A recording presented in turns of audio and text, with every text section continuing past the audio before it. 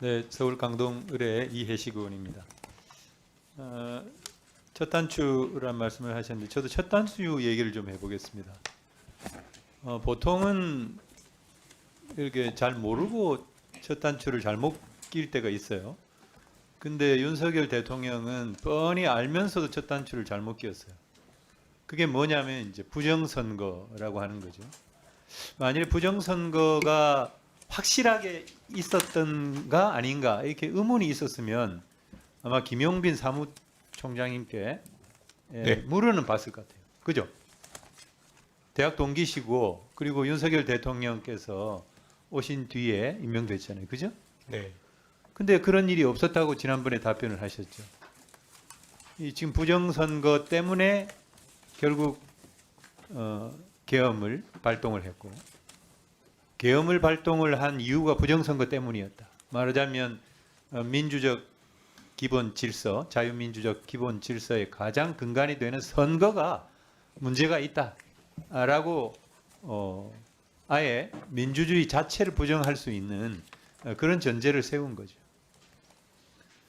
계엄이 정당하니까 탄핵도 잘못된 것이다. 사기 탄핵 주장이 나오는 거고. 그래서 결국 체포영장 자체도 불법이다.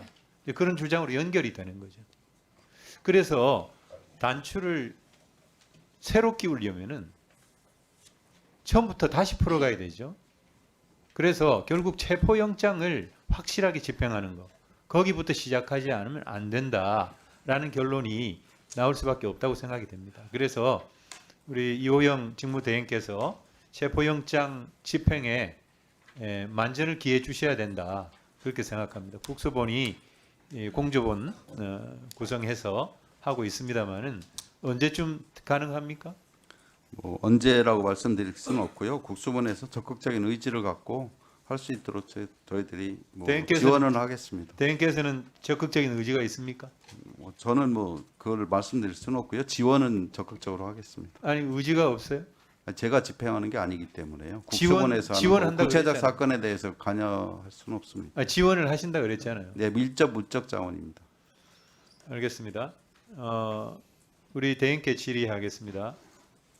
보통 그 경찰 경호 대상자로 가포, 을호, 병호 이렇게 나누고 있습니까? 예, 그렇습니다. 가포는 이제 대통령과 그 가족, 대통령 권한대행과 그 가족 등이고, 을호는 국회의장, 대법원장, 헌법재판소장, 국무총리, 대통령 선거 후보자 맞습니까? 예, 맞습니다. 근데 이 병호는 을호 이외의 사람으로서 경찰청장이 경호가 필요하다고 인정한 사람, 예. 그 맞습니까? 예, 맞습니다. 그렇다면 지금 현재 경찰청장의 필요에 의해서 경호 대상자로 분류한 사람들이 있습니까?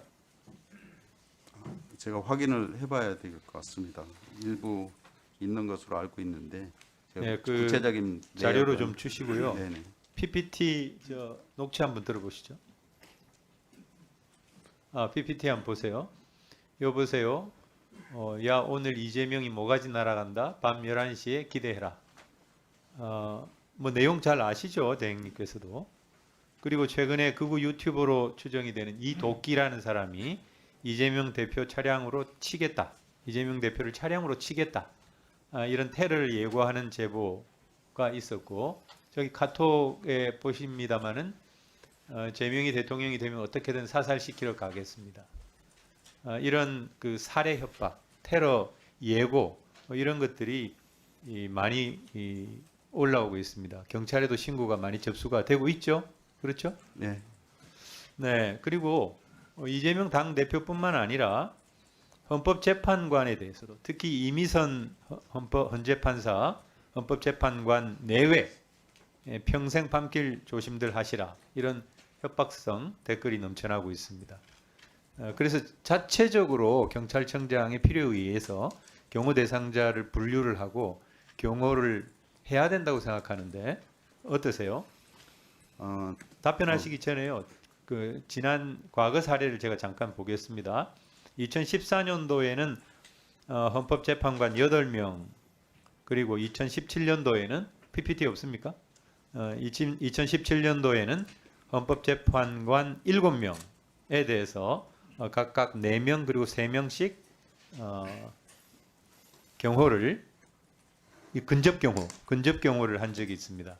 예, 2014년도에는 이제 통합진보당 해산 심판이 있었고요.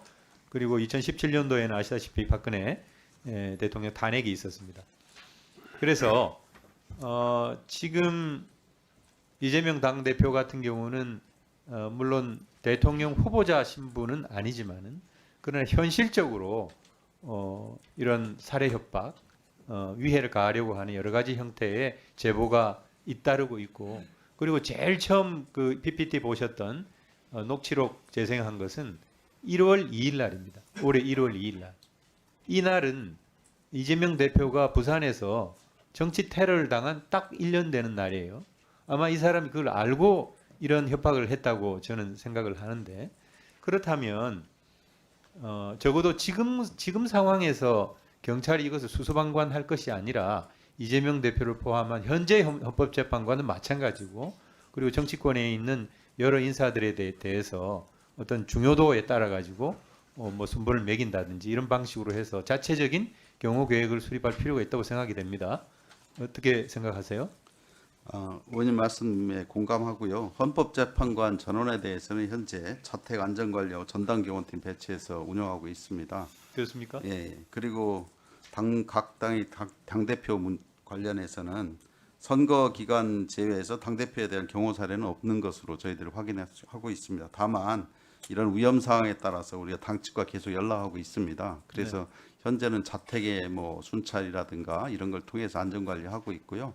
그 뭐 민주당뿐만 아니라 국힘당에도 똑같이 근접 경호와 신변보호 관련해서 요청이 오면 네. 저희들이 적극적으로 당에서는 그런 검토하고 요청을 있고요. 한 것으로 알고 있는데 현재까지 제가 알기에는 신변보호 요청은 아직 없는 것으로. 경호 요청을 했죠. 아니 신변보호가 경호 요청인데요. 그러니까요. 예, 요청을 그건 아직 했습니다. 없는 걸로 알고 있고 자택 그 뭐 안전관리 이거에 대해서만 얘기하고 있습니다. 그러면서 이제 저희들이 협의를 하는 중에 신변보호는 좀 생각을 해보자 이런 취지로 제가 말씀을 들은 걸로 알고 보고를 받았습니다. 지금 협의는 하고 있는데요. 그 관련해서 실질적으로 요청은 있는 협의원 중에 그렇죠. 이거 세부 사항을 지금 협의하고 있는 중이고요. 신변경호는 자택경비나 행사장은 저희들이 뭐 안전 조치하는 것으로 이렇게 먼저 얘기가 됐습니다. 근데 어떤 조금 체계적으로 이런 상황에 대해서 이게 제가 볼 때는 초유의 상황이에요. 그렇지 않습니까? 예, 맞습니다. 그런 상황에서 경호에 대한 어떤 나름대로의 어떤 합리적인 대책이 필요하다. 그렇다면 경찰청에서 그냥 개별적인 협의에만 맡겨둘 게 아니라 이 문제를 어떻게 제도적으로 혹은 또 지금 현재 상황을 반영해서 어떻게 보완할 것인가. 한번 검토해 보겠습니다. 좀 체계적 검토를 해서 답변을 주시기 바랍니다. 알겠습니다. 네, 수고하셨습니다. 다음은